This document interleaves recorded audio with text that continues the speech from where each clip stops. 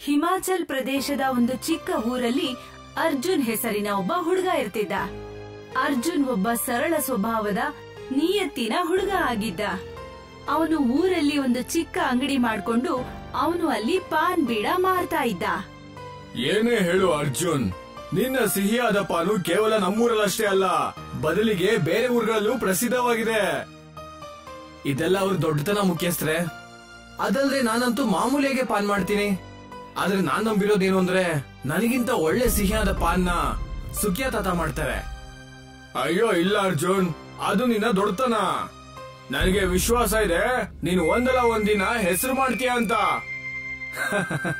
ಹಾಗೇನಿಲ್ಲ ಮುಖ್ಯಸ್ಥರೇ, ನೀವೆಲ್ಲಾದ್ರೂ ಕೇಳಿದಿರಾ ಪಾನ್ ಮಾಡೋನು ಉದ್ಧಾರ ಆಗಿದ್ದಾನೆ ಅಂತ? ಸರಿ, ಇಲ್ಲಿ ಕೇಳು.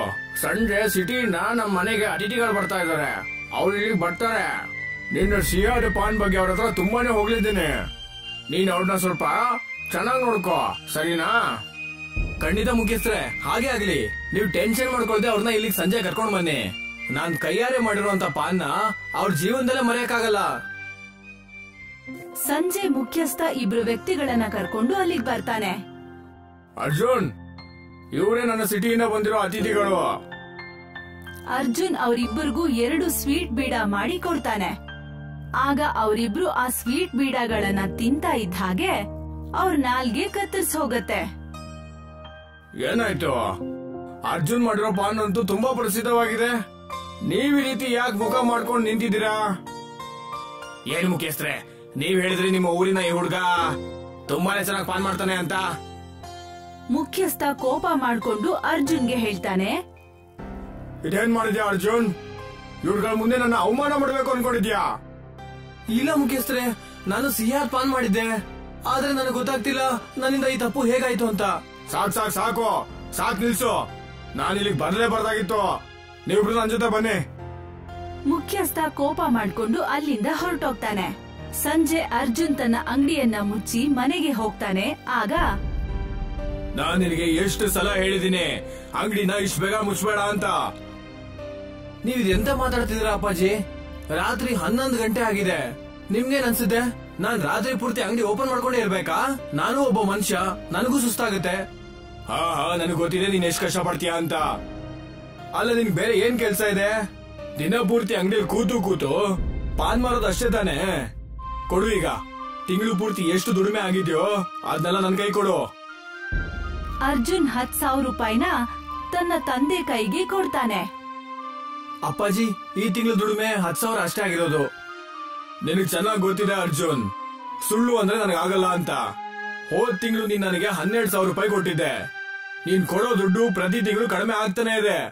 ನೆನ್ಪಿಟ್ಕೋ, ಮುಂದಿನ ತಿಂಗಳು 10,000 ರೂಪಾಯಿಗಿಂತ 1 ರೂಪಾಯಿ ಏನಾದ್ರೂ ಕಡಿಮೆ ಕೊಟ್ರೆ ನೀನು ಆಗ ನಿನ್ನ ಮನೆಯಿಂದ ಒದ್ದು ಹೊರಗಡೆ ಹಾಕ್ಬೇಕಾಗತ್ತೆ. ಆಗ ಅಲ್ಲಿಗೆ ಅರ್ಜುನ್ನ ಮಲತಾಯಿ ಮಗಳು ದಿವ್ಯಾ ಅಲ್ಲಿಗೆ ಬರ್ತಾಳೆ. ಸಾಕ್ ಸುಮ್ನಿರಿ ಅಪ್ಪ, ನಿಮ್ಗೆ ಸ್ವಲ್ಪ ಕೂಡ ನಾಚಿಕೆ ಆಗಲ್ವಾ? ನಿಮ್ ಮಗನ್ ಜೊತೆ ಈ ತರ ನಡ್ಕೊಳ್ಳೋದಕ್ಕೆ?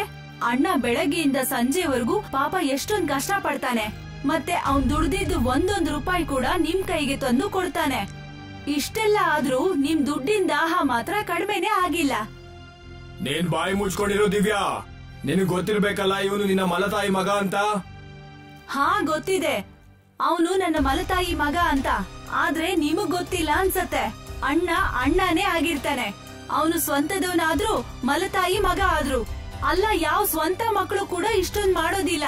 ಅಣ್ಣ ನಿಮ್ಗೋಸ್ಕರ ಮಾಡ್ತಿದ್ದಾನೆ. ತಮ್ಮ ಮಗಳ ಮಾತನ್ನ ಕೇಳಿ ನಿರಂಜನ್ ದಾಸ್ ಅಲ್ಲಿಂದ ಹೊರಟೋಗ್ತಾರೆ. ನೀನ್ ಅಪ್ಪಾಜಿ ಹತ್ರ ಆತರ ಮಾತಾಡಬಾರ್ದಾಗಿತ್ತು ದಿವ್ಯಾ. ಮತ್ತೆ ಅಪ್ಪ ನಿಮ್ ಹತ್ರ ಕೆಟ್ಟದಾಗಿ ನಡ್ಕೋತಾ ಇರ್ತಾರಲ್ಲ, ಅದು ಸರಿನಾ ಹೇಳಿ? ಈಗ ನೀವ್ ಹೋಗಿ ಕೈಕಾಲ್ ಮುಖ ತೊಳ್ಕೊಂಡ್ ಬನ್ನಿ, ನಾನ್ ನಿಮ್ಗೆ ಊಟ ತರ್ತೀನಿ. ಮಾರನೇ ದಿನ ಅರ್ಜುನ್ ತನ್ನ ಅಂಗಡಿಯನ್ನ ತಲುಪ್ತಾನೆ. ಆಗ ಅವನು ಅಲ್ಲಿಗೆ ಹೋಗಿ ನೋಡ್ತಾನೆ, ಅಂಗಡಿ ಎಲ್ಲ ಮುರಿದು ಬಿದ್ದಿರತ್ತೆ. ಮತ್ತೆ ಅಲ್ಲಿ ಮುಖ್ಯಸ್ಥ ಕೆಲವು ವ್ಯಕ್ತಿಗಳ ಜೊತೆ ಅಲ್ಲಿ ನಿಂತಿರ್ತಾನೆ. ಮತ್ತೆ ಅವನು ಮೋಹನ್ನ ಕೋಪದಿಂದ ನೋಡ್ತಾ ಇರ್ತಾನೆ. ಇದ್ ನೀವೇನ್ ಮಾಡಿದೀರಾ? ನನ್ನ ಅಂಗಡಿ ಯಾಕೆ ಹೊಡೆದಾಕಿದ್ರಿ? ನೀನ್ ನನ್ನ ಅತಿಥಿಗಳ ಮುಂದೆ ನನ್ನ ಅವಮಾನ ಮಾಡಿದ್ಯಲ್ಲ, ಅದಕ್ಕೆ ಸೇಡ್ ತೀರ್ಸ್ಕೊಳ್ಳೇಬೇಕಾಗಿತ್ತು. ನಾನ್ ಬೇಕಂತ ಅಷ್ಟೊಂದು ಸುಣ್ಣ ಪಾನಲ್ಲಿ ಹಾಕಿಲ್ಲ ಮುಖ್ಯಸ್ಥರೇ. ಓ ಹೌದಾ? ಹಾಗಿದ್ರೆ ಆ ಸುಣ್ಣ ಅದ್ರ ಪಡಗ ಜಾಸ್ತಿ ಆಗೋಯ್ತಾ? ತುಂಬಾ ಒಳ್ಳೆಯೊಂತರ ಆಡ್ಬೇಡ ಅರ್ಜುನ್. ನನಗೆಲ್ಲ ಗೊತ್ತಿದೆ ಇದು ನಿನ್ನ ಕುತಂತ್ರ ಅಂತ. ನನ್ನ ಅವಮಾನ ಮಾಡ್ಸಕ್ಕೆ. ಅದ್ರ ಬದಲಿಗೆ ನೀವು ನನ್ನ ಬೈಬೋದಾಗಿತ್ತು, ಹೊಡಿಬೋದಾಗಿತ್ತು, ನನ್ನ ಅಂಗಡಿ ಯಾಕೆ ಹೊಡೆದಾಕ್ಬೇಕಾಗಿತ್ತು? ನೀನು ಅವ್ಯವಹಾರದಿಂದ ಅಂಗಡಿ ನಡೆಸ್ತಾ ಇದ್ಯಾ, ಅದಕ್ಕೆ ನಾನು ನಿನ್ನ ಹೊಡೆದಾಕ್ದೆ. ನೀನೀಗ ಹೋಗ್ಬಿಟ್ಟು ಪೊಲೀಸರ ಹತ್ರ ಕಂಪ್ಲೇಂಟ್ ಕೂಡ ಕೊಡಕ್ಕಾಗಲ್ಲ. ಅದು ಅಲ್ದೆ ನಿನ್ ಅಂಗಡಿಲಿ ಏನ್ ತಾನೇ ಇಟ್ಟು ಬರೀ ಪಾನ್ ತಾನೆ. ಮುಖ್ಯಸ್ಥರೇ, ನನಗೆ ಏನ್ ಮಾಡ್ಲಿ? ನಿಮ್ಗೆ ಗೊತ್ತೇ ಇದೆ, ನಮ್ಮ ಅಪ್ಪಾಜಿಗೆ ಪ್ರತಿ ತಿಂಗಳು ನಾನ್ ದುಡ್ದಿರೋ ದುಡಿಮೆ ಕೊಡ್ಲೇಬೇಕಾಗುತ್ತೆ. ಒಂದ್ ವೇಳೆ ನಾನು ಸಮಯಕ್ಕೆ ಸರಿಯಾಗಿ ದುಡ್ಡು ಕೊಡ್ಲಿಲ್ಲ ಅಂದ್ರೆ ಆಗ ಅವರು ನನ್ನ ಒದ್ದು ಮನೆಯಿಂದ ಆಚೆ ಹಾಕ್ತಾರೆ. ಹಾಗಿದೆ ನೀನೊಂದ್ ಕೆಲ್ಸ ಮಾಡು ಅರ್ಜುನ್, ನೀನ್ ಪಾನ್ ಬುಟ್ಟಿನ ಇಟ್ಕೋ, ಮತ್ತೆ ಮನೆ ಮನೆಗೆ ಹೋಗ್ಬಿಟ್ಟು ಪಾನ್ ಮಾರು. ಪಾಪ ಅರ್ಜುನ್ ಬಿಕ್ಕಿ ಬಿಕ್ಕಿ ಅಳಕ್ ಶುರು ಮಾಡ್ತಾನೆ. ಆದ್ರೆ ಅವನ್ಗೆ ಈಗ ಮನೆ ಮನೆಗೂ ಹೋಗಿ ಬೀಡ ಮಾರೋದನ್ನ ಬಿಟ್ಟು ಬೇರೆ ದಾರಿನೇ ಇರೋದಿಲ್ಲ. ಅದಾದ್ಮೇಲೆ ಅರ್ಜುನ್ ಬುಟ್ಟಿ ತಗೊಂಡು ಮನೆ ಮನೆಗೂ ಹೋಗಿ ಎಲೆ ಮಾರೋಕ್ ಶುರು ಮಾಡ್ತಾನೆ. ಸಂಜೆ ಆಗ್ತಿದ್ದ ಹಾಗೆ ಅವನ್ ಎಷ್ಟು ಸುಸ್ತಾಗ್ತಿದ್ದ ಅಂದ್ರೆ ಅವನ್ಗೇನು ಗಮನನೇ ಇರ್ತಿರ್ಲಿಲ್ಲ. ಒಂದಿನ ಹೀಗಾಗತ್ತೆ, ಅರ್ಜುನ್ ಎಲೆನ ಮಾರಿ ಸಂಜೆ ಮನೆಗ್ ಹೋಗ್ತಾ ಇರ್ತಾನೆ. ಆಗ ಒಬ್ಬ ವಯಸ್ಸಾಗಿರೋ ಮುದುಕ ರಸ್ತೆಯಲ್ಲಿ ಅಳ್ತಾ ನಿಂತಿರ್ತಾನೆ. ಏನಾಯ್ತು ತಾತ, ಯಾಕೆ ಅಳ್ತಾ ಇದೀರಾ? ಮಗ್ನೆ, ನನ್ನ ಹೆಂಡತಿ ಆರೋಗ್ಯ ಸರಿ ಇಲ್ಲ. ನನ್ನ ಹತ್ರ ಅಷ್ಟು ಹಣ ಕೂಡ ಇಲ್ಲ. ಅವಳ ಚಿಕಿತ್ಸೆ ಮಾಡಿಸೋದಕ್ಕೆ ಡಾಕ್ಟರ್ ಅಂತೂ ಆದಷ್ಟು ಬೇಗ ಅವಳನ್ನ ಅಡ್ಮಿಟ್ ಮಾಡಕ್ ಹೇಳಿದ್ದಾರೆ. ನಿಮ್ಗೆ ಎಷ್ಟು ದುಡ್ಡು ಬೇಕಾಗತ್ತೆ ತಾತ? ನನಗೆ 10,000 ರೂಪಾಯಿ ಬೇಕೇ ಬೇಕಾಗುತ್ತೆ. ಒಂದ್ ವೇಳೆ ಅಷ್ಟು ದುಡ್ಡು ನನಗೆ ಎಲ್ಲಿಂದಾದ್ರೂ ಸಿಕ್ಕಿದ್ರೆ ನನ್ನ ಹೆಂಡತಿ ಜೀವ ಉಳಿಯುತ್ತೆ. ಅರ್ಜುನ್ ತನ್ನ ಮನ್ಸಲ್ಲಿ ಏನೋ ಯೋಚನೆ ಮಾಡ್ತಾನೆ. ಯಾಕೆ ಅಂದ್ರೆ ಅವನ ಹತ್ರ 10,000 ರೂಪಾಯಿ ಇರುತ್ತೆ. ವಯಸ್ಸಾದ ವ್ಯಕ್ತಿ ಅರ್ಜುನ್ ಮಾತನ್ನ ಕೇಳಿ ಖುಷಿ ಆಗ್ತಾನೆ. ಇದ್ ತಗೊಳ್ಳಿ ತಾತ, 10,000 ರೂಪಾಯಿ ನೀವ್ ಇಟ್ಕೊಳ್ಳಿ. ಇದ್ ತಗೊಂಡೋಗಿ ನಿಮ್ ಹೆಂಡತಿಗೆ ಒಳ್ಳೆ ಚಿಕಿತ್ಸೆ ಕೊಡ್ಸಿ. ಮಗನೇ, ನನಗಂತೂ ಸಂತಾನ ಇಲ್ಲ, ಆದ್ರೆ ಊರಿನ ಬೆಟ್ಟದ ಹತ್ರ ನಂದೊಂದು ಜಮೀನಿದೆ. ನೀನ್ ಬೇಕಿದ್ರೆ ಅದರಲ್ಲಿ ವ್ಯವಸಾಯ ಮಾಡ್ಬೋದು. ಅಲ್ಲ ತಾತ, ನಿಮ್ ಹತ್ರ ಜಮೀನ್ ಇದ್ಮೇಲೆ ಯಾಕೆ ನೀವ್ ಅದನ್ನ ಮಾರ್ಬಿಟ್ಟು ನಿಮ್ ಹೆಂಡತಿಗೆ ಚಿಕಿತ್ಸೆ ಕೊಡ್ಸ್ಲಿಲ್ಲ? ಅಷ್ಟು ಸುಲಭವಾಗಿ ಯಾರು ಅದನ್ನ ಖರೀದಿ ಮಾಡಲ್ಲ ಮಗನೇ. ಆದ್ರೆ ತಾತ, ನಾನು ಆ ಜಮೀನಲ್ಲಿ ಏನು ವ್ಯವಸಾಯ ಮಾಡ್ಲಿ? ನೀನ್ ಪಾನ್ ಮಾರ್ತೀಯ ತಾನೆ, ನೀನ್ ಯಾಕೆ ವೀಳ್ಯದೆಲೆಯ ವ್ಯವಸಾಯ ಮಾಡಬಾರ್ದು? ಇದನ್ನ ಹೇಳಿ ಆ ವ್ಯಕ್ತಿ ಎಲೆಯನ್ನ ಅರ್ಜುನ್ಗೆ ಕೊಡ್ತಾನೆ. ಮತ್ತೆ ತುಂಬಾ ರಹಸ್ಯದ ರೀತಿಯಲ್ಲಿ ಹೇಳ್ತಾನೆ, ಇದು ಸಾಧಾರಣವಾದ ವೀಳ್ಯದೆಲೆ ಅಲ್ಲ, ಬದ್ಲಿಗೆ ಒಂದು ಜಾದುವಿನ ವೀಳ್ಯದೆಲೆ. ಎಷ್ಟೋ ವರ್ಷದ ಹಿಂದೆ ಈ ವೀಳ್ಯದೆಲೆನ ನನಗೆ ಯಾರೋ ಒಬ್ರು ಕೊಟ್ಟಿದ್ರು. ಇವತ್ತು ನಿನಗೆ ಈ ವೀಳ್ಯದೆಲೆನ ವರದಾನವಾಗಿ ಕೊಡ್ತಾ ಇದ್ದೀನಿ. ನೀನು ಈ ವೀಳ್ಯದೆಲೆನ ನೆಲದಲ್ಲಿ ಹೂತಾಕಿದ ತಕ್ಷಣ ಸ್ವಲ್ಪ ಹೊತ್ತಲ್ಲೇ ಇಡೀ ಜಮೀನ್ ಪೂರ್ತಿ ಪಾನ್ ಹರಡ್ಕೊಳ್ಳುತ್ತೆ. ಆದ್ರೆ ನೆನ್ಪಿರ್ಲಿ, ದುರಾಸೆಗ್ ಬೀಳ್ಬೇಡ, ಮತ್ತೆ ಜಾಸ್ತಿ ಪಾನ್ ವ್ಯವಸಾಯ ಮಾಡ್ಬೇಡ. ಈ ಮಾತನ್ನ ಹೇಳಿ ಆ ವ್ಯಕ್ತಿ ಅಲ್ಲಿಂದ ಹೊರಟೋಗ್ತಾನೆ. ಮತ್ತೆ ಅರ್ಜುನ್ ತನ್ ಮನೆಗೆ ವಾಪಸ್ ಬರ್ತಾನೆ. ದುಡ್ಡೆಲ್ಲಿದೆ ಅರ್ಜುನ್? ದುಡ್ಡಿಲ್ಲ ಅಪ್ಪಾಜಿ, ನಾನ್ ನಿಮ್ಗೆ ಮುಂದಿನ ತಿಂಗಳು 20,000 ರೂಪಾಯಿ ಕೊಡ್ತೀನಿ. ಸರಿ, ನೆನ್ಪಿಡ್ಕೋ, ಒಂದ್ ವೇಳೆ ಮುಂದಿನ ತಿಂಗಳು ದುಡ್ಡು ಕೊಡ್ಲಿಲ್ಲ ಅಂದ್ರೆ ಈ ಮನೆ ಬಾಗ್ಲು ನಿನ್ಗೆ ಶಾಶ್ವತವಾಗಿ ಮುಚ್ಚೋಗ್ಬಿಡುತ್ತೆ, ನೆನ್ಪಿರ್ಲಿ. ಅರ್ಜುನ್ ತನ್ನ ತಂದೆ ಮಾತನ್ನ ಗಮನಿಸೋದೇ ಇಲ್ಲ. ಮಾರನೇ ದಿನ ಅರ್ಜುನ್ ಆ ವ್ಯಕ್ತಿ ಹೇಳಿದ ಪ್ರಕಾರನೇ ತನ್ನ ಜಮೀನ್ ಹತ್ರಕ್ಕೆ ಬರ್ತಾನೆ. ಮತ್ತೆ ಆ ವ್ಯಕ್ತಿ ಕೊಟ್ಟಿದ್ದ ಆ ಎಲೆಯನ್ನ ಜಮೀನ್ ಒಳಗೆ ಹೂಳ್ತಾನೆ.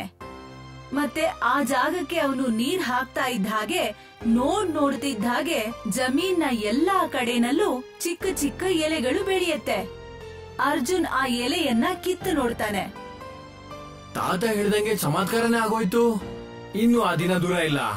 ನೋಡ್ತಾ ನೋಡ್ತಾ ಇದ್ದಾಗೆ ನಾನು ತುಂಬಾ ಧನವಂತನಾಗ್ತೀನಿ. ಮತ್ ನನ್ ತಂಗಿ ಮದ್ವೆನ ಧೂಮ್ ಧಾಮ್ ಅಂತ ಮಾಡ್ತೀನಿ.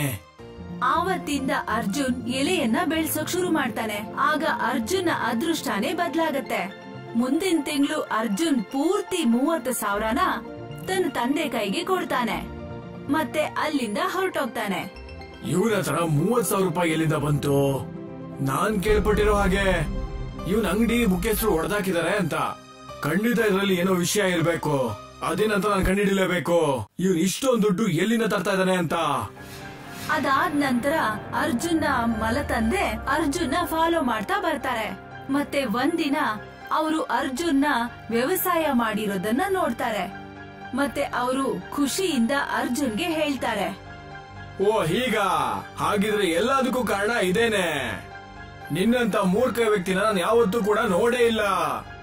ಅಲ್ಲ, ನಿನ್ನ ಹತ್ರ ಜಾದುವಿನ ವೀಳ್ಯದೆಲೆ ಇದೆ ಅಂದ್ಮೇಲೆ ಇದರಿಂದ ನೀನು ತುಂಬಾ ವ್ಯವಸಾಯ ಮಾಡ್ಬೋದಲ್ಲ, ಮತ್ತೆ ತುಂಬಾ ಪಾನ್ ಕೂಡ ಮಾರ್ಬಹುದಲ್ಲ.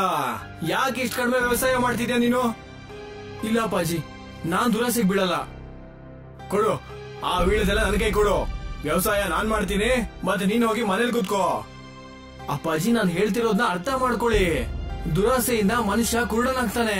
ಜಾಸ್ತಿ ಪಾನ್ ವ್ಯವಸಾಯ ಮಾಡ್ಬೇಡ ಅಂತ ನನಗೆ ಹೇಳಿದಾರೆ. ನಿನಗ್ ಚೆನ್ನಾಗಿ ಗೊತ್ತಿದೆ ಅರ್ಜುನ್, ನಾನು ಈ ಪ್ರಪಂಚದಲ್ಲಿ ಯಾರನ್ನಾದ್ರೂ ಪ್ರೀತಿ ಮಾಡಿದೀನಿ ಅಂದ್ರೆ ಅದು ಕೇವಲ ಹಣನ ಮಾತ್ರ. ಒಂದ್ ವೇಳೆ ನೀನ್ ಆ ವೀಳ್ಯದೆಲೆನ ಒಳ್ಳೆ ದಾರಿಲಿ ನನ್ ಕೈ ಕೊಡ್ಲಿಲ್ಲ ಅಂದ್ರೆ ನಿನ್ನ ಮಾತ್ರ ಮನೆಯಿಂದ ಹೊರಗಡೆ ಹಾಕಲ್ಲ, ಜೊತೆಗೆ ನಿನ್ ತಂಗಿನ್ ಕೂಡ ಒದ್ದು ಮನೆಯಿಂದ ಆಚೆ ಹಾಕ್ಬೇಕಾಗತ್ತೆ. ಇಷ್ಟ ಇಲ್ದೇ ಇದ್ರೂ ಕೂಡ ಅರ್ಜುನ್ ಆ ಒಂದು ಎಲೆನ ಕಿತ್ತು ತನ್ನ ತಂದೆ ಕೈಗೆ ಕೊಡ್ತಾನೆ. ಮೂರ್ಖ ಶಿಖಾಮಣಿ, ನಾನ್ ಎಲ್ಲಾ ಪಾನ ಬೆಳೆದು ಮಾರ್ಬಿಡ್ತೀನಿ. ಮತ್ತೆ ನೋಡ್ತಾ ನೋಡ್ತಾ ನನ್ನ ಮನೆ ಬಂಗಲೆಯಾಗಿ ಪರಿವರ್ತನೆ ಆಗುತ್ತೆ. ಆದ್ರೆ ಇದಕ್ಕೆ ಉಲ್ಟಾನೇ ಆಗತ್ತೆ. ನೋಡ್ತಾ ಇದ್ದ ಹಾಗೆ ಆ ಸಿಹಿ ಎಲೆಗಳನ್ನ ಯಾರೆಲ್ಲ ತಿಂತಾರೋ ಅವರೆಲ್ಲ ಹುಷಾರ್ ತಪ್ತಾರೆ. ಸ್ವಲ್ಪ ಸಮಯದ ನಂತರ ಊರಿನ ಮುಖ್ಯಸ್ಥ ಎಲ್ಲರನ್ನ ಕರ್ಕೊಂಡು ನಿರಂಜನ್ ದಾಸ್ ಮನೆಗೆ ಬರ್ತಾರೆ. ನಿರಂಜನ್ ದಾಸ್, ನಿನ್ನ ಪಾನ್ ಯಾರ್ಯಾರು ತಿಂದಿದಾರೋ ಅವರೆಲ್ಲ ಹುಷಾರ್ ತಪ್ಪಿದ್ದಾರೆ.